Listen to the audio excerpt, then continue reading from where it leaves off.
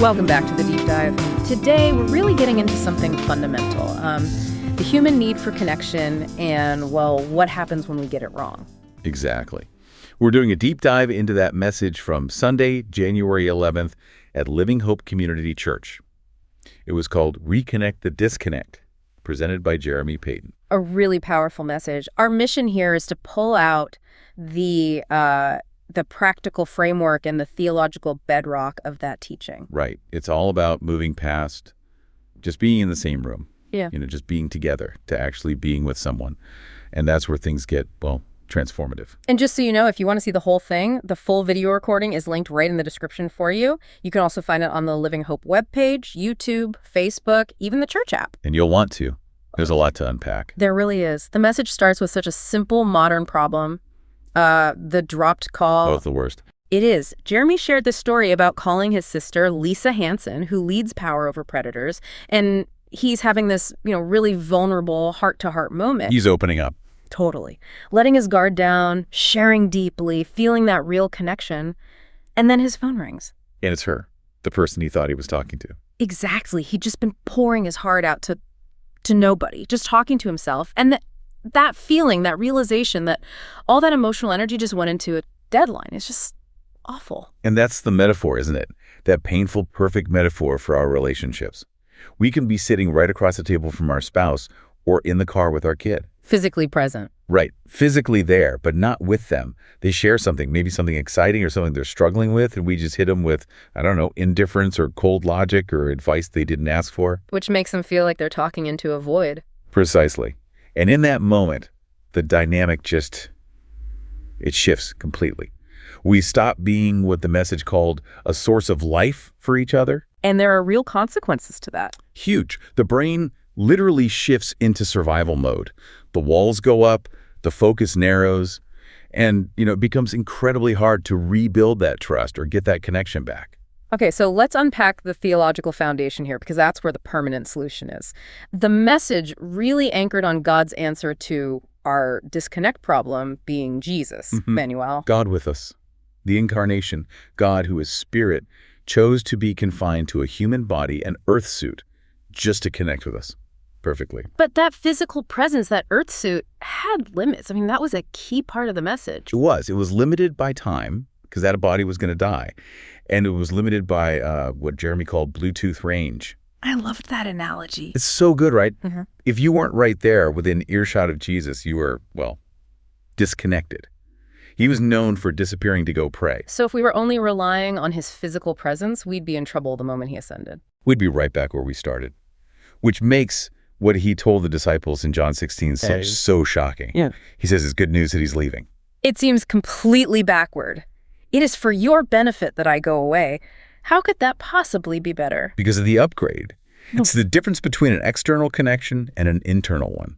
The Holy Spirit, the counselor, the helper. He stays forever. God hardwired himself into us. It's not about proximity anymore. It's immanence. And the big takeaway from that part of the teaching was just profound. He will never drop your call. Never. And that's why we're saved and sealed. That's why we can pray without ceasing. Not because God needs updates, but because he never, ever wants a break from that connection. He's absolutely committed to it. So if that's the gold standard, that perfect, permanent, heavenly connection, the big question for us is how do we, as, flawed people, offer each other even just little glimpses, little tastes of that? And that's where we get to the really practical part, the VCR framework. Validate, comfort, and resilience. Okay, let's spend some real time here, because this is where the rubber meets the road. Let's start with V. Validation. What does that actually look like? Validation is, it's the non-negotiable first step. It's about entering their emotional world and just communicating, I see you.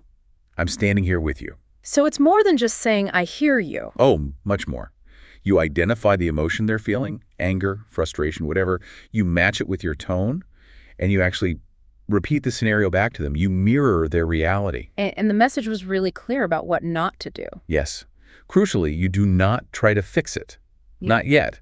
You don't minimize it with, it's not that bad. You just let the feeling be real and safe.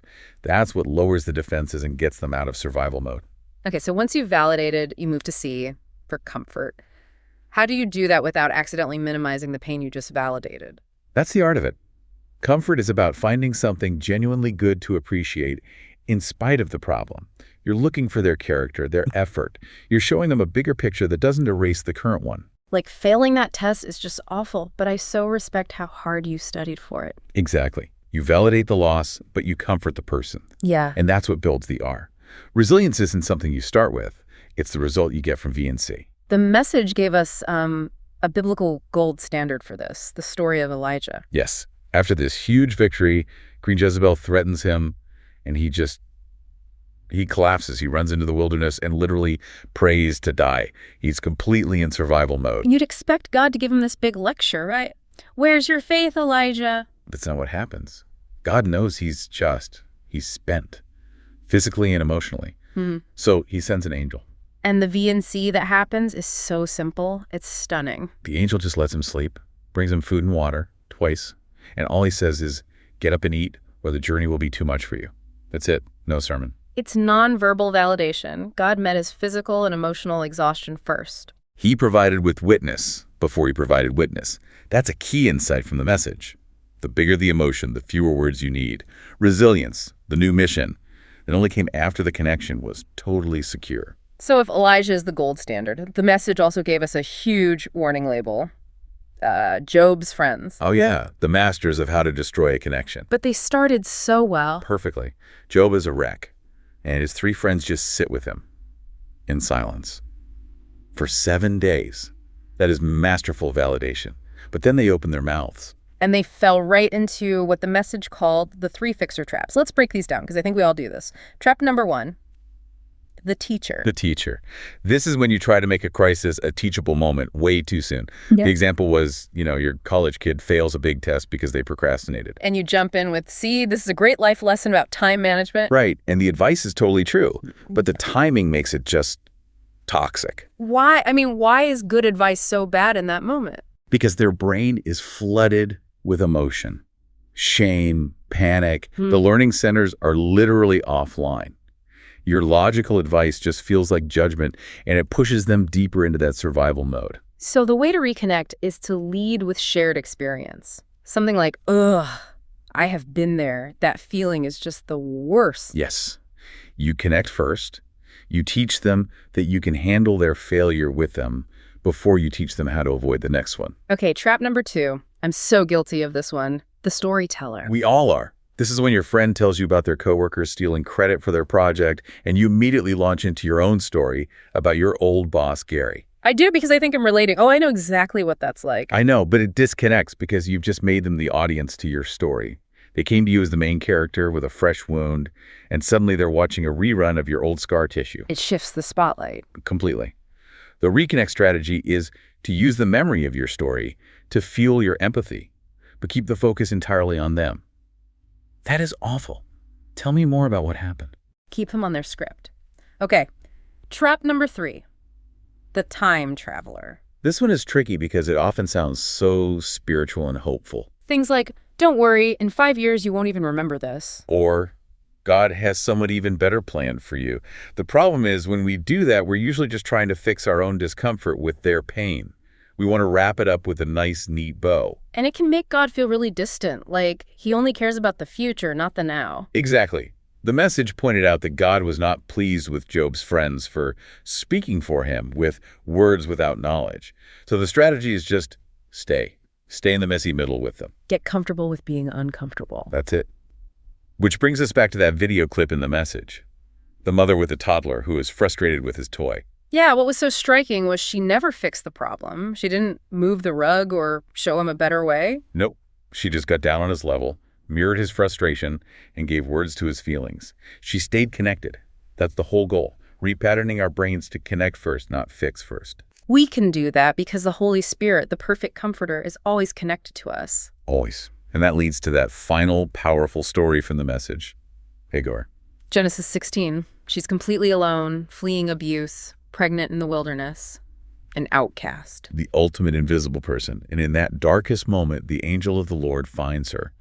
He validates her misery, he comforts her, and he gives her a promise. He saw her. He truly saw her. And because she felt that profound connection, she does something nobody else does. She gives God a name. She calls him El Roy. One who sees me. She went from being invisible to naming the God of the universe. All because of connection. That's the power we're being called to make other people feel that seen. So the goal isn't the best advice. It's just presence. Being fully with someone. And that really leaves you with a final thought, a kind of challenge. The message ended with this blessing from Job. Your words have steadied the one who was stumbling and braced the knees that were buckling. That's beautiful. It is.